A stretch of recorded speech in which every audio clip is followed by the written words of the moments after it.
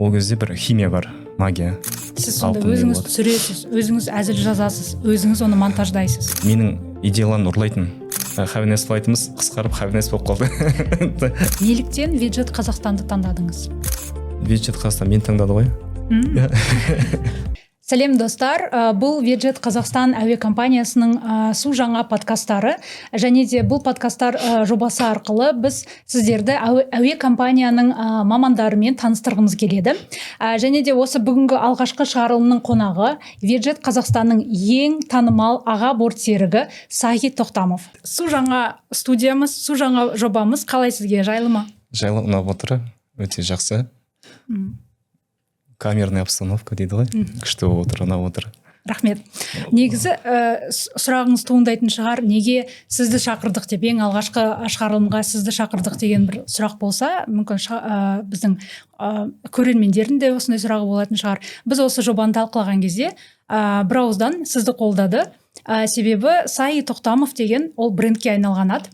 Жалпы сіздің видеоларыңыз желіде өте жақсы тарайды, бақ өкілдері үнемі сұхбат алады сізден. Бірақ ең маңыздысы, жолаушыларымыз сіздің рейстеріңізге арнайы билеттерді алып сізбен ұшқысы келеді, және де сіздің видео роликтеріңізде кейіпкер болғылары келеді. Сол жайында, осы жайында айтып кетсек, қандай бір ерекше қасиетіңіз бар осындай танымалдылыққа келген? Так, бір сұрақтың ішінде көп сұрақ болды, жекелеп әрқайсысына жауап берейін. Біріншіден, шақырғандарыңызға рахмет, осылай құрметтеп шақырғандарыңызға. Екіншіден, енді бағанағы жолаушылар енді ыстық лебіздерін білдіріп, сіздің осы рейсіңізге түссек екен деп жазғандар, әрине оны жылы қабылдаймын, комплимент ретінде. Бірақ енді айта алмаймын, мен үшін келіп жатыр деп, өйткені бұның артында үлкен бір ұжымның жұмысы бар, сіздердің, басқа да, өйткені біздің әуе компаниямыз көптеген басқа үлкен әуе компаниялар ұшақтары бара алмайтын өңірлерді біріктіргендіктен, және де баға жағынан ұтымды болған соң көп адам бізді таңдайды. Сондықтан да қазір енді менің көретін оқырмандарым болып жатса, рахмет айтқым келеді осылай қалдырып жатқандарыңызға, пікір жазып, сіздерге де осы бастап жатқан бастамаларыңыз құтты болсын. Рахмет. Тағы қандай сұрақ болып еді бағана?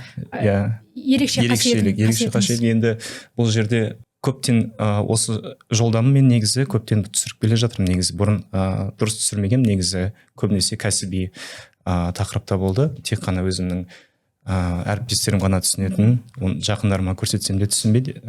Және де енді Қазақстан бойынша және бағана ТМД елдері бойынша авиация саласында істейтін адамдар көп емес қой. Сосын мен оқырмандарым саны 8,000, 9,000-ға жетті де тоқтап қалды. Ары қарай өспеді. Содан бағана басқа концепция, форматтар іздестіре қарастыра бастадым.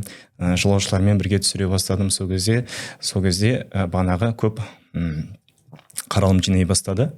Өйткені адамдарға, көптеген адамға қызық қой, ұшқан адамдарға да қызық, ұшпағандар да үйде отырып көргісі келеді, қандай екен.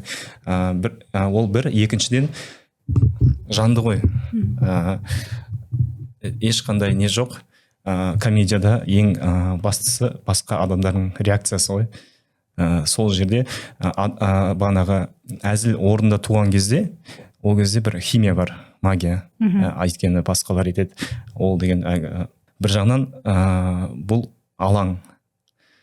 Мен көптен бері осы стендаптан өзімді көргім келді, бірақ енді осы рейстің тығыздығына байланысты уақыттарым болмағандықтан ойладым, неге мен өзім жұмысымды бана хоббимен қоспасқа депші бірге. Тыңдайтын жолаушыларым бар. Әрине. Қолымда микрофоным бар. Неге түсірмеске деп солай түсіре бастадым. Осылай осы неге келдім қазір. Таңда осы одан ары жалғастырамын. Шынымен де өте қызық екен. Бір үлесімді ғып жасадыңыз, сонда өз жұмысыңызбен стендап комедияны бірге қосып, бірге алып келе жатырсыз. Қанша жыл болды осыны бірге алып келе жатқаныңызға? Басында тек қана бұрын рилсқа дейін вайн деп айтатын ғой. Сол кезде бастағанбыз. Сол кездері бастағанбыз. Сол кезде алдын ала жазатынбыз. Бастапқыда сен үйрену үшін басқа кісілердің жұмыстарын қарап, басқа трендтер түсіріп, кейін әзілдер шығара үйрене бастадым. Бұрыннан да өзімде біз үйде ағамдар, өзі әзілқой кісі, содан жанында жүріп менде былай отырып шығара беретінбіз, сөйлесіп отырып, достармен сөйлесіп отырып, соны енді фишка ретінде қолданып сосын сол жолаушылармен әзілдесіп солай түсіре бастадым. Енді мақсатым, енді бұдан қазір маған 1 минут жетпей жатыр негізі Reels. Енді бұдан да үлкенірек бір жобаларды қолға алып, адамдарға аз болып жатыр, тағы да шығарсаңыз деп директке жазады, сұрайды. Сонымен жобамда тағы да оны әлі көре жатасыздар, қазір етпей ақ қояйын. Қандай форматты қарастырып жатсыз? Негізі қазір мини-сериалдар жақсы болып жатыр. Бана веб-сериалдар дейді, вертикальный, горизонтальный дейді, YouTube-қа салады. Соңында несі бар? Клиффхенгер бар. Оны келесі серияны адам көру үшін. Сосын бана 8-10 минут көлемінде сондай негізі авиация туралы. Екен ондай ешқандай әлгім түсірмеген, ешкім мини-сериалдар. Соны бір жағынан адамдар таныстыра кетен, бір жағынан ол әзіл болады да. Оның бәрі ұшақта түсіріле ме сонда? Көреміз соны қазір, ол техникалық жағынан қалай болады екенін білмейтінім, бірақ көп былай несі бар, логлайны бар, дайын түсіргенге, соның енді концепциясы бар, өте ерекше идея. Соны енді қазір бізде рейс көп болып отыр, жаз болғандықтан кішкене бос уақыт керек болып отыр, соны реттеп, дұрыстап жазып шыққанға маған сол былай қаласа әлде студияларыңызға келіп жақсы жаңалықтар айтамыз ғой. Құдай қаласа. Өте ерекше бір идея екен. Негізі мини-сериал деген естімеппін. Тіпті ұшақта жазу деген күрделі болуы мүмкін бе? Өте күрделі болады, бірақ енді ұшақтар келіп базаға келіп қонған кезде, жерде болған кезде түсірсе болады. Өйткені ұшақта техникалық тұрғыдан өте қиын түсіру негізі.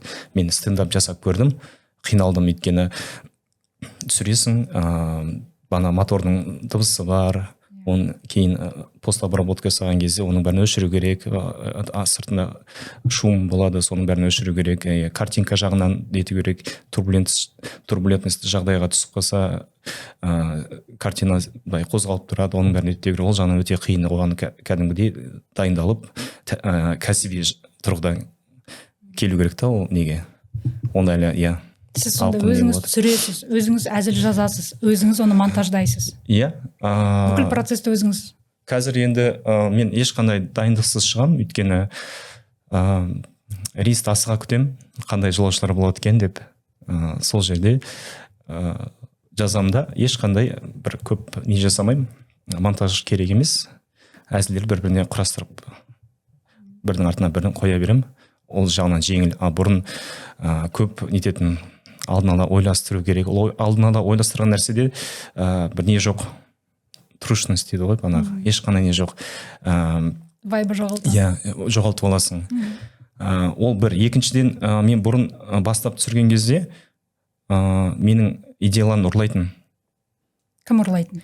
Осы Қазақстанда басқа да авиакомпанияда блогерлер бар ғой. Мен идеям, мен бір видео түсірдім біздің әріптеспен. Менікі қаралым көп болған жоқ, бір 12 мыңға сондай болды. Ол кезде менде 3 мың ғана оқырман болатын. Олар менде TikTok болмайтын. TikTok жаңадан бастап жатқан кезде, ол кезде алгоритм ететін ғой, жаңадан жақсы видео болса, оны ары қарай жылжыта береді. Ана қыз тура менікін ұрлап алып, тура сондай қылып түсіреді. Оныкі 1,5 миллион болып кетеді. Оны Тенгри Ньюс жазады, басқалар жазады. Содан еттім, 2-3 идеям солай ұрлап кетті. Енді мына формат ешкім ұрлай алмайды, ондай жағдай болмайды ғой. Тура сондай пассажир сұрақ қоймайды, бұны ешкім ұрлай алмайды. Бір жағынан өзімнің уникальный не ғой, контент, эксклюзивный контент. Бір жағынан өзімде бұрын қызығатын, негізі басқа кәсіпте жұмыс істейтін мамандар өздерінің жұмысын түсіреді ғой. Мен қарап отыратын негізі. Үйде тамақ жасаса да поварлар, басқалар. Енді мына жерде бізде енді әуеде интернет жоқ.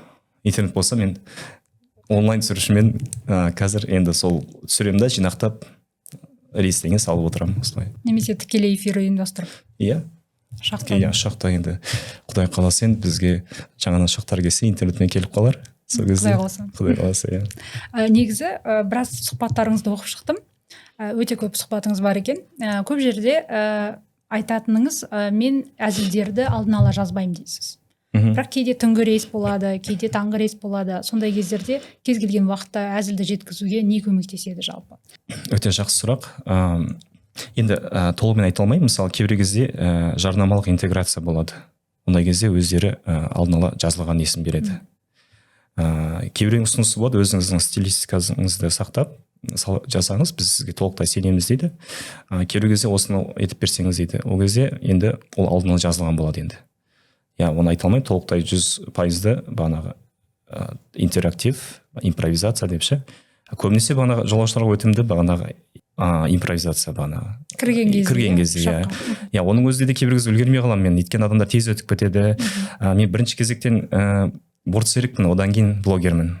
Өйткені бортсерік ретінде мен жұмысымды ұмытпауым керекпін. Өйткені мен елдердің бәрін көңілін көтеремін деп жұмысымды ұмытып кете алмаймын. Өйткені алдында тұрған соң пилоттар сұрақ қояды, бірдеме алып бер дейді, қағаздар келіп қалады. Сол кезде 2-3 пассажир өтіп кетуі мүмкін. Кейін ренжиді олар. Сізді әрдайым көреміз, бірақ бүгін ешқандай бізге әзіл айтпадыңыз ғой деп. Енді сондай кісілер көріп жатса, кешіре қойыңыздар. Ондай бізде жұмыста сондай нелер болады, сәттер, кейбір кезде үлгермей қаласың. Болмаса біреумен сөйлесіп тұраңыз, екінші адам сұрақ қойып қалады, мен орнымды айтып беріңіз деп, енді оны қоя тұрыңыз деп етпейсің ғой. Адамдарға бірінші кезектен көмектесуіміз керек. Біз жұмысымыз тездетіп ұшып кету үшін, қауіпсіздік мәселесі бірінші жоғары қоямыз. Содан кейін бос уақытымызда ғой түсіреміз. Жалпы шығармашылығыңызды ары қарай қалай дамытуды ойластырып жатсыз? Міне айтып кеттіңіз, мини-сериал бар деп түсіремін деп, осындай дайындық бар, ол контент жағынан. Бірақ жалпы бір амбициялық мақсатыңыз бар ма? Ойластырған осы 5 жылдан кейін осындай дәрежеге жетем деген сияқты. Ешқандай дедлайн ондай қойған жоқ, 5 жылда мынандай көрем деп, бірақ енді өзімді осы жерден таптым, мен өзімді ұзақ іздедім. Мен комментатор болғым келді, журналист болғым келді. Енді осы маған ұнады, өйткені адамдарға сен әзіл күлкі сыйласаң, кейін көшеде көріп қалған кезде, мен басқа әуе компанияма өткен кезде, ұшқан кезде келіп рахметтерін айтып жатады. Біз жұмысымызда сіздің бағанағы видеоларыңызды көреміз, рахмет деп. Сол кезде ол не ғой? Адамдардан фидбэк алсаң, жылы өте сенде одан сайын күш береді, тағы да жаңа туындылар жасауға не береді, мотивация береді. Так уақыт көрсетеді. Үлкен бір енді өзімнің немді осымен осы жолда көріп отырмын өзімді негізі. Жаныма команда жинап, үлкен шаралар жасап, сондай не сериал болсын. Кәсіби творчестволық команда жинағыңыз келіп тұр ма әлде қалай? Иә. Оның бір уақыт көрсетеді. Қазір көп сөз уәде беріп қойып, ертең болмай қалып, Сағи қайда деп. Әрине, түсінеміз. Мысалы Алматы немесе Астанада қазір стендап сахналар өте көп. Сондайларға шығып қатысу ойыңызда бар ма? Негізі мен істеп жүрген өзімде стендап деп ойлаймын. Алаңым бар, өзім тыңдаушыларым бар. Ешқайда қашпайтын. Ешқайда қаша алмайды. Ұнамаса да тыңдайды соңына дейін.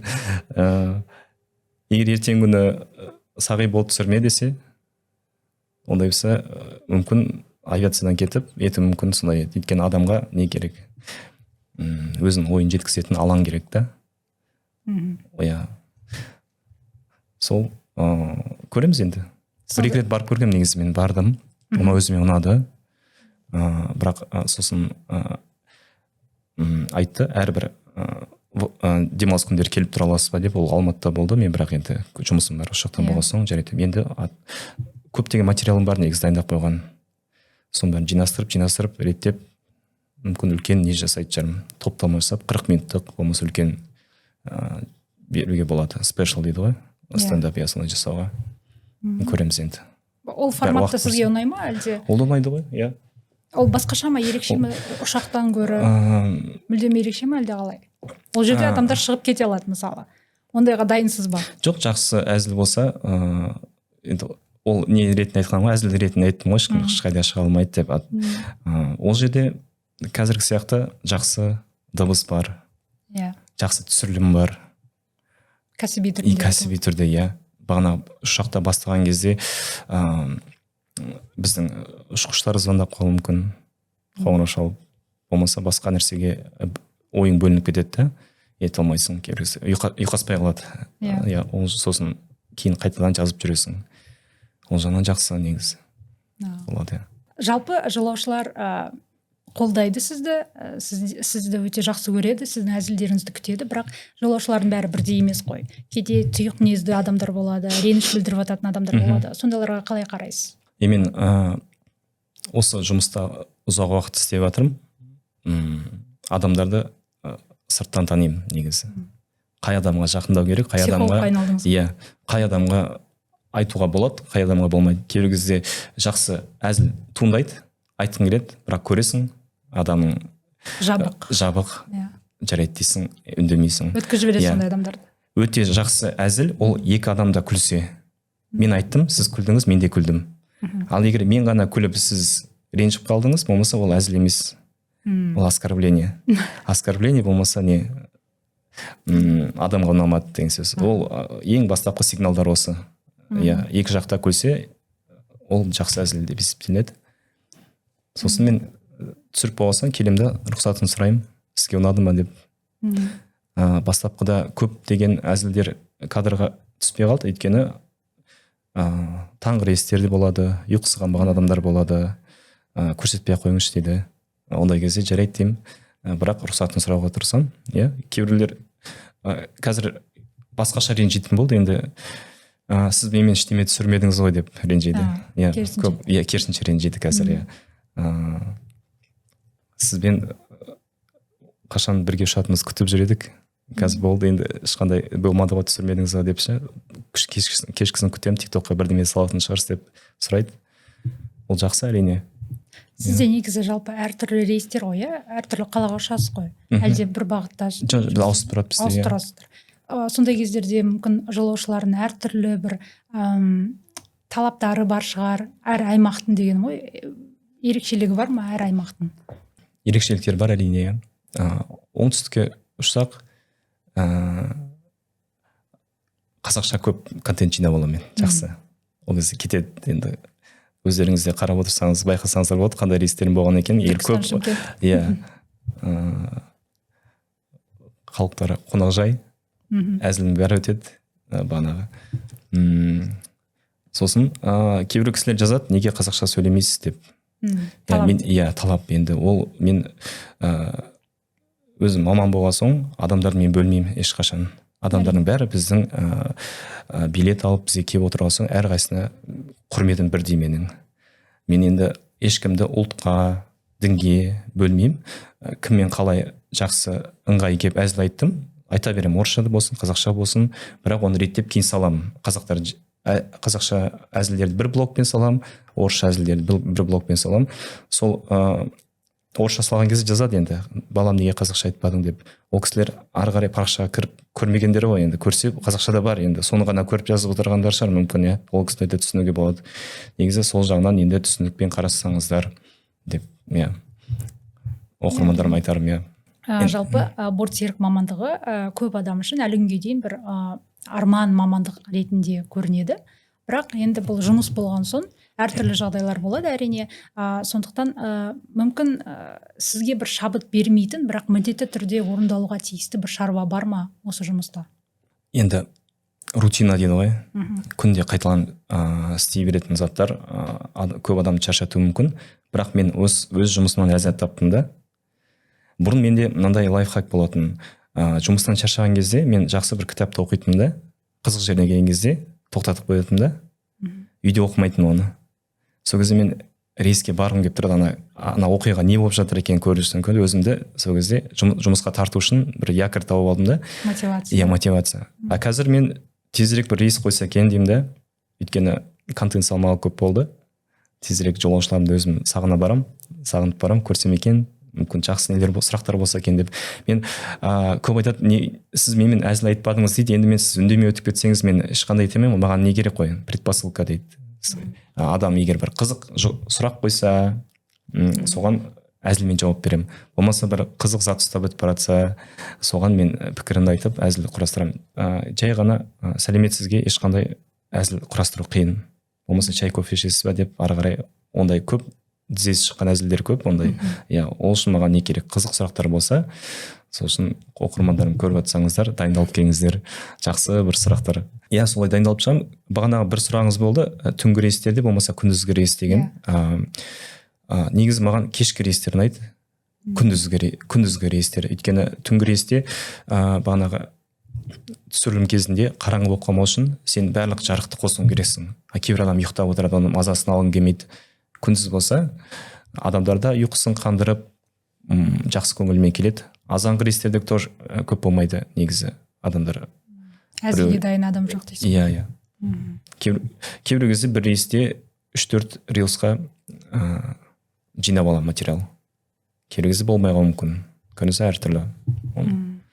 Солай болып тұрады. Ал мысалы бортсеріктердің жұмысында бір ұстаным бар ма? Ескірген, бірақ әлі күнге дейін бәрі орындайтын. Авиацияға жаңадан келген азаматшылар ойлауы мүмкін, неге бұл да жазылған деп, оның бәрі бекер жазылған нәрсе емес. Оның бәрі айтады ғой, авиацияда бәрі қанмен жазылған деп. Олай жазылды ма? Жазылса, әрине оны орындау керек. Өйткені біз оның себебін білмейміз, қандай жағдайда оны жазғанын. Өйткені яғни соны жазатын бір не болған, түрткі болған. Сол үшін біз оны орындаймыз. Ешқашан апаттық жағдай болмаса да, бортсеріктер сол сәтке әрқашан өзін дайындап жүру керек. Ментально, бағанағы не, өзін. Оның бәрін істейміз біз. Әрине. Істеп отырамыз. Ал мысалы рейс кезінде жолаушылар әртүрлі болады деп айтып кеттік. Мінездері де әртүрлі болады. Мүмкін өтініштері де әртүрлі болады. Сондай бір ең таңғалдырған өтініш қандай болды? Туған күн иелерін құттықтап берсеңіз деген ұсыныстар болады. Қыздарына ұсыныс жасаған менде болмады. Басқа әріптестерімде болған екен ондай жағдайлар. Көбінесе баламның бүгін туған күні еді, құттықтап жіберсеңіздер деп. Футбол командалары ұшса, сұрайды тренерлері. Біз ойынға кетіп бара жатырмыз. Сәттілік тілеп жүрсеңіз деп. Ондай ұсыныстар болып тұрады жұмыста. Ең ерекшесі қандай болды? Ең ерекшесі мүмкін көрген шығарсыз, сіз менде бір видео шықты. Біз Қостанайдан Түркістанға ұшып бара жатқан кезде Түркістанда ауа райы қолайсыз болды да, біз Шымкентке қондық. Сол кезде бәрі айтқан, мен оқығанмын Түркістанның үстінде қона алмай ұшып жүрген кезде айтқан, ханымдар мен мырзалар, біз 20-25 минуттай күтеміз, егер ауа райы жақсармаса Шымкентке қонамыз деп. Бәрі сұрай бастады, сол кезде қона салайықшы сол Шымкентке деп. Өйткені адамдардың бәрі онсыз да Шымкентке бара жатқан адамдар екен. Шымкентке келіп қонып едік. Бәрі қуанып. Сәтті болды. Өйткені Қостанай мен Шымкенттің арасында рейс жоқ екен да, көбі Түркістанға дейін жетеді екен, ары қарай таксимен кетеді екен. Ананы естіген соң бәрі ете бастады, ұсыныс жасай бастады. Айтыңыздаршы пилоттарға сол Шымкентке қона салсыншы деп. Үйіне дейін жетті ғой сонымен.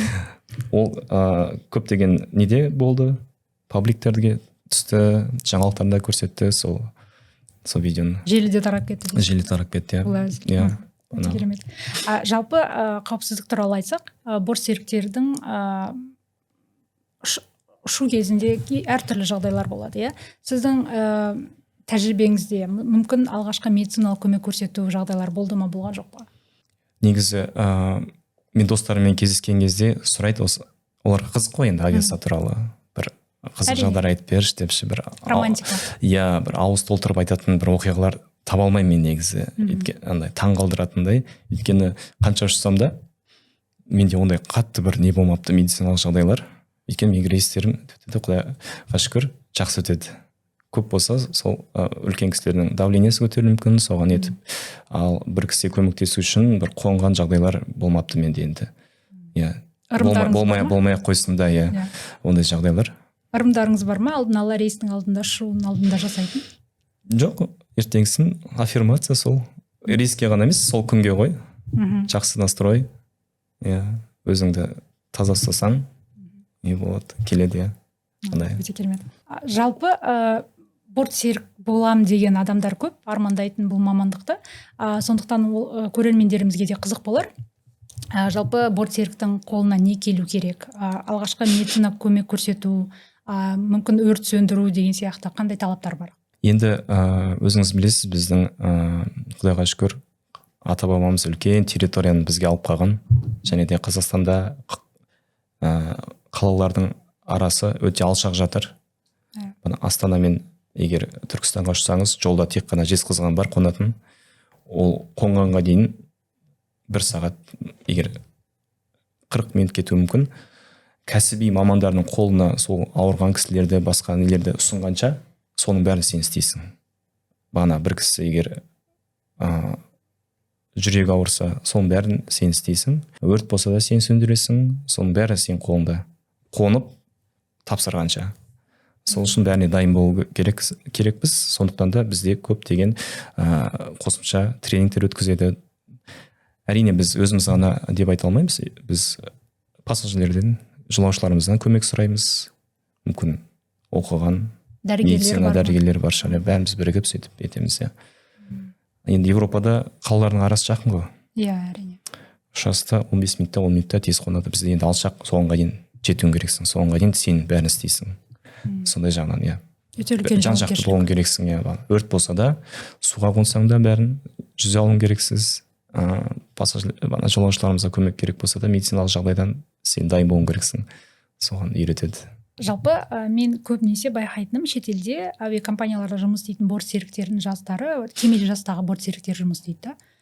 Бізде бұл жастардың мамандығы болып есептеледі. Неге осындай айырмашылық туындады? Европада мен официанттарда көргем, үлкен кісі. Иә. Оның әкесі официант болып істеген екен. Олар сол өз мамандығын сүйетін адамдар деп ойлаймын. Олар біздің әріптестеріміз бар, Люфтганза деген әуе компаниядан біз бірге тренинг өткенбіз. Сол кезде бізді не дейтін, киндергарден дейтін, детский сад дейтін. Өйткені олар 40-та, 50-де, олар сол авиация саласын таңдап өмір бақи маман ретінде таңдап келген кісілер. Бізде енді көбінесе білмеймін, енді шетел көру үшін бастапқыда келеді ғой деймін. Кейбіреулер ұнап қалады, сүйіп қалады, сол жұмысты қалады, мынау менікі деп. Кейбіреу бастапқыда еткен соң өз диплом бойынша жұмыс істеуге ауысып кетеді көбінесе. Кемел жастағы бортсеріктер бар ма жалпы бізде, Қазақстанда? Қазақстанда бар, иә. Мен танитын басқа компанияда істеп жүрген кісілер бар. Сол өздері сүйіп, соны таңдаған, түсінген, осы жұмыс өздерінің ыңғайлы екенін солай істеп қалғандар бар. Негізі жапон ұғымында икигай деген бар ғой, икигай. Қай жерде істемесеңіз де, сіз бағанағы есік алыңыз баратын адам болсаңыз да, ең басты мақсатыңыз сол бағанағы әлеуметтік қоғамға өз үлесіңізді қосу деген сияқты. Сол сияқты бағанағы. Сол кәсіпке толықтай қызмет ету. Толықтай өзін беру, иә. Жалпы экипаж мүшелерінің арасында бір кәсіби сленг бар ма? Иә, бізде бар, өзіміз қолданатын. Сол мен бағана айттым ғой, бастапқыда әлгі өзімнің әріптестеріме видео түсіретінді, сол кезде сол көп сленг қолданатынды. Басқа кісілер көретін айтатын, ничего не понятно, но интересно деп. Ничего не понятно. О чем вы шутите, ничего не понятно, но интересно деп. Өйткені өзіміз түсінеміз. Комментарийін оқысақ, бәрі күліп жатыр. Кейбір сленг сөздерді айтып кетсеңіз, не мағынада айтылады? Бізде мынандай бар, жолаушылардың белдігін бекіткен соң, бәріміз өздеріміз орындарымызға барып отырамыз ғой, сол кезде біз have a nice flight деп бірімізге айтамыз ше. Енді қазір қысқа рейстер болып тезіз отыр, have a nice flight'ымыз қысқарып have a nice болып қалды. Ауданда have a nice flight. Басқаша атаймыз. Өзіміздің кухнямыздағы заттардың бәрінің өзінің атауы бар. Бана касалетка, трей дейді, бана бәрін атауы бар, және де пилоттармен сөйлескен кезде болады. Бірақ енді бізде шетелдік азаматтар бар, ағылшын тілінде сөйлейтін.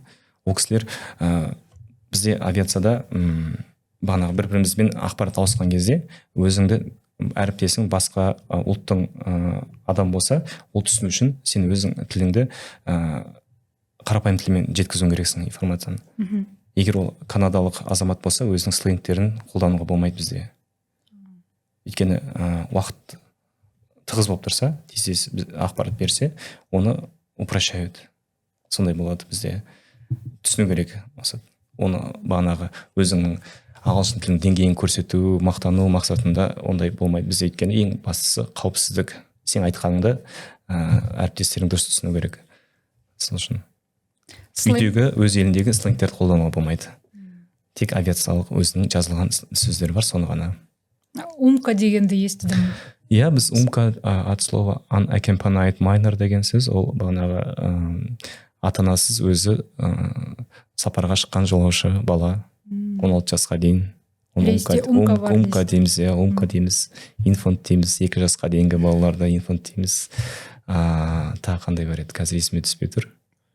Иә, умканы білеткесіз. Иә, умка ең... Умка болып жібердіңіз бе? Жоқ, жіберген емес, бірақ желіде өте көп тарайтын. Иә, умка дейміз. Иә, умка деп айтамыз. Рейстің кезінде ұшақта туған күніңізді немесе жаңа жылды қарсы алған уақыттар болды ма? Немесе басқа бір мерекелерді? Осы Ветчет Қазақстанда енді маған біздің рейсті құрастыратын кісілер туған күнім қашан екенін біледі, маған демалыс беруге тырысады енді. Семьяңызбен, отбасыңызбен өткізіңіз деп. Осыған дейін істеген компаниямда бір рет туған күнді Москвада өткізгенмін. Мен өзім 9 май туғанмын. Маған 9 май деген кішкентай кезімде 9 май праздник қой, парад болады. И тура сол 9 майға маған не қояды ғой Москва. Бір 2 күн демалатын. Сол. Бір рет жаңа жылды Бангкокта өткізгенбіз. Олар өздері жаңа жылды майда өткізеткен. Мамыр айында. Бірақ көп туристер келгендіктен солар үшін бәрін істейткен. Салют болды, бәрі болды, істеп берді. Қызық екен енді. Жылы жерде қар жоқ. Жаңа жылды қарсыз. Аққала құмнан жасадық. Қарсыз. Түсінікті. Негізі биік өкшелі аяқ киіммен жүру өте ыңғайсыз деп айтады бортсеріктердің көбісі. Бірақ ер азаматтарда ол қандай бір ыңғайсыз, қолайсыз нәрселер бар ма? Ұшақта қолданатын немесе киетін? Негізі әрбір әуе компания өздерінің униформасын жасаған кезде қауіпсіздік жағдайда тез шығып кету үшін ыңғайлы жасайды. Және де қыздар неге бізде шашын жинап жүреді? Бана қауіпсіз жағдай болған кезде, жилет киген кезде ешқандай тесіп кетпеу үшін, тезірек кию үшін бәрі ыңғайлы. Негізі, біз енді біздікі туфлиміз кәдімгі офисқа киетіндей көп емес, аяқ көп ауырмайды. Негізі өзінің стандарттары бар киімнің, ол жағынан бізге ыңғайсыз тудырмайды. Оның бәрі жазылған. Қалай бұл ешқандай апаттық жағдай болса тез кейбір әуе компания киімнің материалы өрттен қорғайтын материалдан тігіледі негізі. Жанбайтын, сондай нелер болады. Сондай, Өте қызық екен. Ол қалай көрінеді екен? Ол қалың ба, әлде жұқа ба? Қалың емес, сондай дейді. Бірақ ол қатты температурада жанады, бірақ андай синтетика не емес. Синтетика болса үстіңізге тез етіп воспламеняется. Бізде байқасаңыздар, перделердің өзі ұшақта өрт сөндіруге арналған. Ол сондай материалмен жасалған. Егер өрт болса, сол пердені шешіп алып, жауып өшірсе де болады, ол да жанбайды. Авиацияда әрбір нәрсені сол орнымен ойластырып шығарады. Негізі ұшақтың ішіндегі нәрсенің бәріне. Бәрі ақылды жасалған. Перденің өзін, егер орт жағдай болып жатса, негізі бітіп қалса, өрт өшіретін құрылғыларыңыз бітіп қалса, пердені шешіп алып, жабылса да болады. Негізі сондай отын жасалған. Өте қызық екен. Негізі әртүрлі әуе компаниялар бар ғой, қазір Қазақстанда да, шетелде де. Әр әуе компанияда мысалы бортсеріктердің жұмысы бір-біріне ұқсас па, әлде айырмашылықтар бар ма? Негізі осы компаниялардың үстінде бізде ИКАО деген организация бар. Барлық дүниежүзі бойынша сол ИКАОның құрамына кірген әуе компаниялардың жұмыстарын реттеп отыратын. Сондықтан ол жерде стандарт процедуралар бірдей. Бір әуе компания жұмыс істеп жүріп, екінші әуе компанияға істеп кету негізі оңай. командаларда сол мүмкін кішкене ғана өзгерістер мүмкін, тек қана сервис жағынан ғана өзгерістер мүмкін.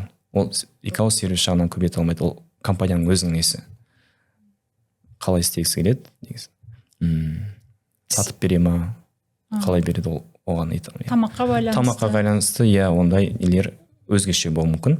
Ал бағанағы қауіпсіздік жағынан бірдей стандарт. Бірдей, иә. Соңғы сұрағым, неліктен Виджет Қазақстанды таңдадыңыз?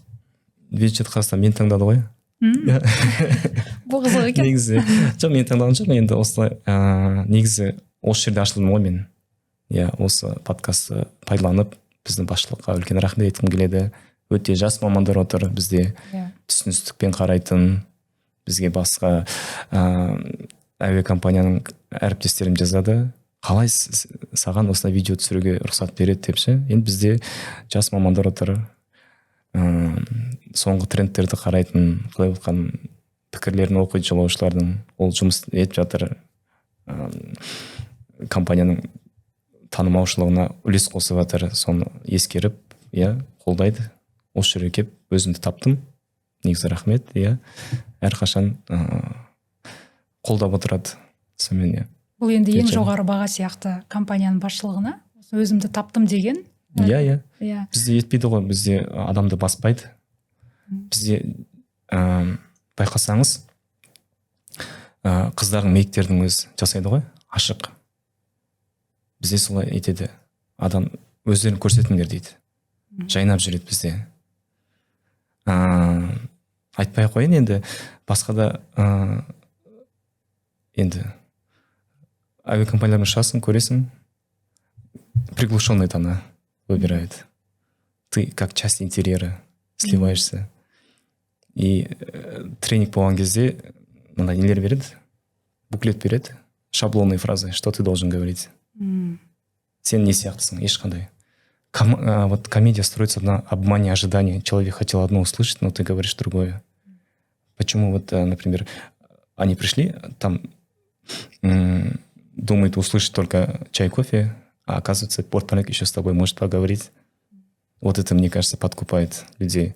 Сұхбатыңызға рахмет, мақсаттарыңызға жетіңіз. Міндетті түрде сізді тағы күтеміз. Бұл сіздермен болған кәсіби авиация туралы Виджет Қазақстанның подкасттары, және де келесі шығарылымдарды көргіңіз келсе, міндетті түрде біздің арнамызға жазылыңыздар. Кездескенше.